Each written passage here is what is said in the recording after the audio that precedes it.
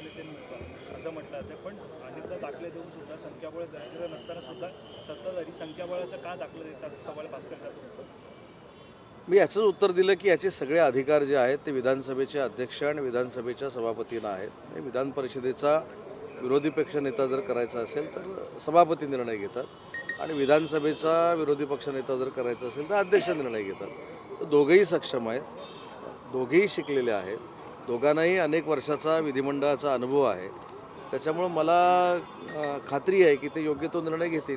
मुंबई महानगरपालिका निवडणूक महायुती एकत्रित लढणार आहे, मात्र त्यासाठी जी काय जागा वाटप होणार आहे त्यासाठी एक समन्वय समिती जी आहे ती असणार आहे. अशा प्रकारे समन्वय समिती असणार आहे. विशेषतः शिवसेना आणि भाजप यांच्यामध्ये तुल्यबळ जागा वाटप जे आहे ते महायुतीनं महानगरपालिका लढली जाणार आहे हे सूतोवाच अनेक वेळा माननीय एकनाथ शिंदेसाहेबांनी केलेलं आहे आणि शिंदेसाहेबांचं मत आणि शिंदेसाहेबांची भूमिका ही कायमस्वरूपी महायुतीनंच पुढे जाण्याची राहिलेली आहे.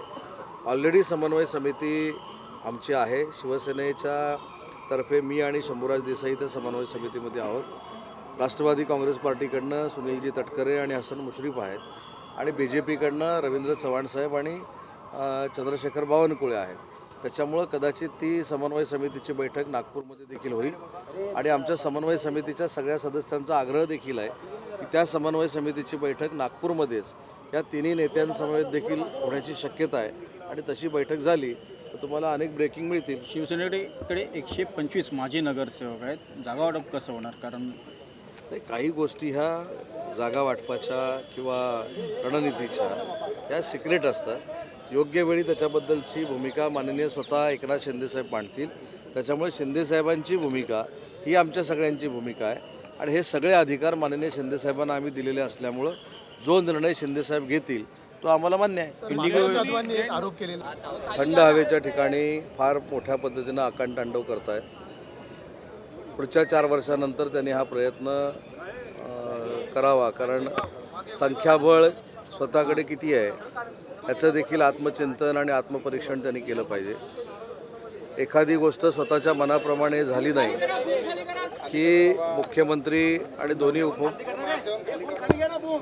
दोन्ही उपमुख्यमंत्री यांच्याबद्दल टीका करायची हा एक उद्योग त्यांचा गेले कित्येक दिवस सुरू आहे.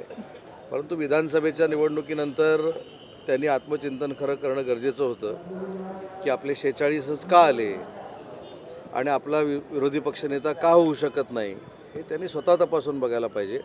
प्रत्येक अधिवेशन आलं की विरोधी पक्षनेता नाही आणि कालपासून नवी जी एक चर्चा सुरू आहे की शिवसेनेचे ज्येष्ठ सदस्य आदरणीय भास्कर जाधव साहेबांना काहीतरी विरोधी पक्षनेतेपदाचं पत्र दिलेलं होतं, परंतु आता ते नाव बदललं जाण्याची शक्यता आहे अशी देखील चर्चा नागपूरमध्ये फार मोठ्या पद्धतीनं सुरू आहे.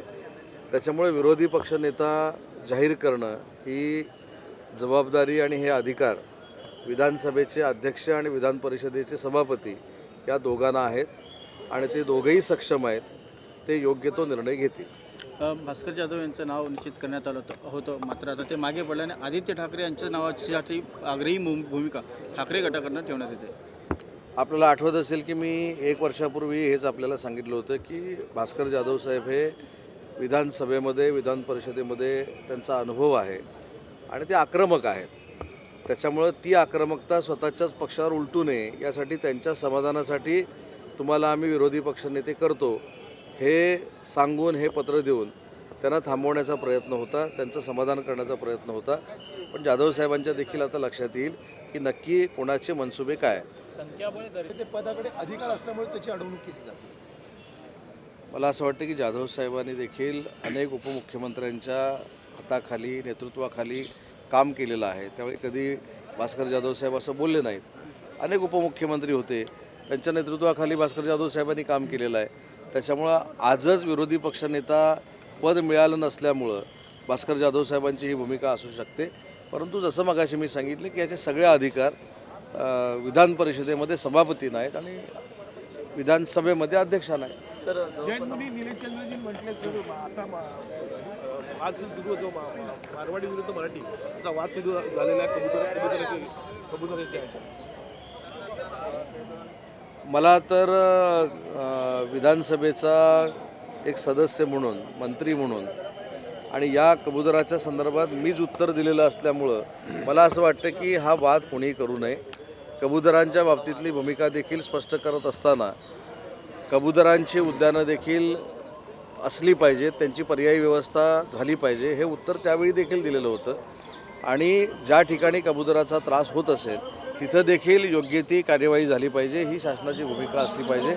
हे सभागृहात उत्तर दिलेलं असताना याच्यावरनं वाद करणं आणि कम्युनिटीमध्ये भिंत निर्माण करणं हे योग्य आहे असं वाटतं. पुण्यातल्या जमीन गैरव्यवहार प्रकरणामध्ये पार्थ अजित पवारांचं नाव आहे म्हणून कारवाईला दिरंगाई होते.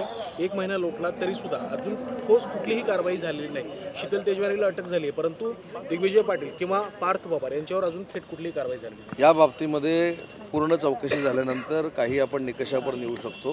त्याच्यामध्ये जी काही चौकशी अंती ज्या काही गोष्टी कळल्या आहेत त्याच्यामुळे काही लोकांना अटक झाली असेल, परंतु काही गोष्टी जर चौकशीमध्ये कळलेल्या नसतील किंवा चौकशी अजून करायची असेल तर त्याच्यामध्ये चौकशी झाल्यानंतर जे निर्णय होऊ शकतात किंवा चौकशी झाल्यानंतर योग्य ते निर्णय होतील. परंतु आरोप हाच होतोय की या प्रकरणामध्ये पार्थ अजित पवार हे नाव असल्यामुळे कुठेतरी दिरंगाई होते. खरगे समितीला जी मुदतवाढ दिली आहे ती सुद्धा याच कारणामुळे दिली. नाही, असं विरोधक म्हणतात त्यांना म्हणू दे ना. विरोधकांनी जर ह्याच्यामध्ये समर्थन केलं तर विरोधक देखील मुख्यमंत्र्यांच्या आणि अजितदादांच्या आणि शिंदेसाहेबांच्या संपर्कात आहेत असा त्याचा अर्थ होतो. त्याच्यामुळे विरोधकांची भूमिका बजावत आहेत. विरोधकांनी आम्हाला सर्टिफिकेट द्यावं, आम्हाला चांगलं म्हणावं, ही लोकशाहीतला जरी एक भाग असला ते करणार नाहीत, कारण ते शेवटी विरोधक आहेत आणि विरोधकांनी आमचं कौतुक कशाला करायला पाहिजे. त्याच्यामुळे या प्रकरणामध्ये चौकशी झाल्यानंतरच योग्य ते निर्णय होतील. सर, दक्षिण आफ्रिकेतून जो सोयाबीन आहे त्याची आयात करण्यात येत आहे. जवळपास यामुळे 1 लाख टनचा सौदा झाल्यामुळे सोयाबीनला हमीभाव मिळणार नाही, काय सांगाल? या बाबतीमध्ये विधानसभेमध्ये देखील चर्चा जर होणार असेल तर चर्चा करू. शेवटी सोयाबीनचा शेतकरी देखील महाराष्ट्राच्या दृष्टीनं आणि आमच्या सरकारच्या दृष्टीनं अतिशय महत्त्वाचा आहे. सोयाबीनच्या शेतकऱ्यावर देखील अन्याय होणार नाही, त्याचं कुठं नुकसान होणार नाही आम्ही भूमिका घेऊ. भास्कर जाधव यांच्यासोबत झालेल्या चर्चेनंतर प्रताप सरनाईकांनी हे सुरूच आहे, नेमकं काय ऑपरेशन टायगर? नाही, प्रताप सरनाईक साहेबांना विचारतो नक्की टायगर कोण आहे आता. त्याच्यामुळं मी प्रताप सरनाईक साहेबांशी अजून भेटलेलो नाही, त्यांच्याशी चर्चा केलेली नाही. पण भास्कर जाधव साहेबांची आणि सरनाईक साहेबांची जर या विषयावर चर्चा झाली असेल तर मी ती समजून घेईन, कारण भास्कर जाधव साहेब माझ्या जिल्ह्यातले आहेत आणि अशा पद्धतीची चर्चा होऊन पुढं काही चांगलं घडणार असेल तर आम्ही सगळ्या गोष्टीचं स्वागत करू. शिवसेनेत अनेक ऑपरेशन सुरू आहेत असं म्हणता येईल. नाही, ऑपरेशन करण्याची आवश्यकताच नाही. मी अनेक वेळा सांगितलं की माननीय शिंदेसाहेबांचं कर्तृत्व आणि नेतृत्व हे फार मोठं असल्यामुळं हा आमच्याकडे येण्याचा ओढा आहे आणि तो कधी थांबणार नाही.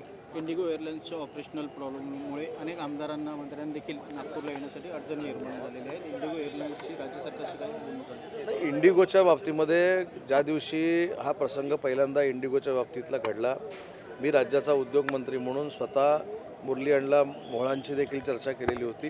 परंतु इंडिगोनं हे का केलं याची चौकशी होणं गरजेचं आहे. त्याच्यामुळं हजारो इंडिगोमधनं प्रवास करणाऱ्या लोकांना क्लेशाला सामोरं जावं लागलेलं आहे, अनेकांचं नुकसान झालेलं आहे. तर त्याच्यामुळे केंद्र सरकारनं याच्यामध्ये हस्तक्षेप केला पाहिजे आणि योग्य तो भूमिका स्पष्ट केली पाहिजे.